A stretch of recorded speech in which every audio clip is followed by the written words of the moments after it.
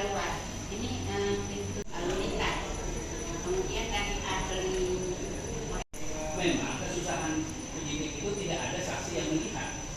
Nah, saya katakan, tapi kan ada saksi yang mendengar, ada cerita bersesuaian dengan di dalam kamar ditemukan darah bersesuaian. Itu ada saksi tadi. Kemudian ada bicara alibi. Saya rasa dia karena penyidik biasanya itu membuktikan itu adalah didasarkan kepada apa yang saksi lihat. Kalau pelaku-pelaku kejahatan misalnya pembunuhan dan sebagainya, nggak akan ada itu saksi yang melihat. Kalau ada saksi yang melihat, pasti dia pembunuhan biasa. Karena dia emosi, tergesa-gesa, dengan amarah tinggi dia bunuh. Nah, itu dia dibukti. Tapi kalau pembunuhan berencana, dia akan itu dalam keadaan tenang. Dia bisa menjawab teorinya seperti ini. Ya. Di oleh majelis hakim ada satu pendapat. Ya, oke. Terima kasih. masih ada yang ditanyakan? Ada satu lagi yang saya tanyakan. Ini sangat Ya, langsung di pengalaman Bapak. Tadi kan sudah saya tanya Bapak, berapa lama Bapak penyelidikan dengan kasus saya ini? Berapa lama Bapak menyelidiki saya? Apa sinkronisasinya sehingga teori A, teori B, teori C bisa menjadi satu teori baru. Kira-kira teori baru apa yang bisa Bapak sampaikan saat ini? Ini bukan mereka ini, dia bukan peneliti. Saya nggak bukan peneliti ibu. Kan ada fakta nih, penyidik nggak perlu 2 minggu, 1 hari dia bisa jawab.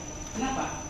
Ini fakta yang digambarkan oleh penyidik, namanya dari proses penyelidikan dan kemudian sampai pada proses penyidikan sampai dengan proses penetapan tersangka, kan begitu. Nah, penyelidikan, apa yang dimaksud dengan penyelidikan? Nah, mungkin saya terangkan lagi di sini, karena dalam program. Apa yang dimaksud penyelidikan? Mengumpulkan bukti untuk terangnya terhadap suatu peristiwa. Karena untuk penetapan tersangka ada proses itu namanya dalam penyidik, termasuk juga ada namanya proses meneliti, mencari fakta itu kan mengurai fakta kan meneliti itu. Ada apa kesesuaian nggak untuk menandakan adanya peristiwa pidana dan dapat diminta pertanggungjawaban terhadap seseorang itu. Kan mencari dan menemukan. Satu lagi saya mau tanya. Bapak tadi mengarah ke 3 angka dulu. Tentu Bapak mempunyai salah satu acuan, pedoman, temuan. Kita orang hukum dan kita orang akademisi yang selalu ini. Apa temuan Bapak sehingga mengarah ke 3 Bapak? Apa temuan Bapak? Kalau istilah namanya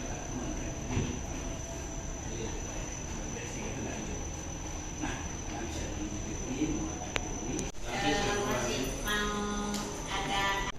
Nah, tadi saya katakan di persidangan itu bisa deliknya dari fakta-fakta yang ada ya. Karena kan pembunuhan berencana itu kan ada pelaku melakukan perbuatan direncanakan terlebih dahulu. Karakteristiknya apa? Pelaksanaan kehendak itu dalam keadaan tenang.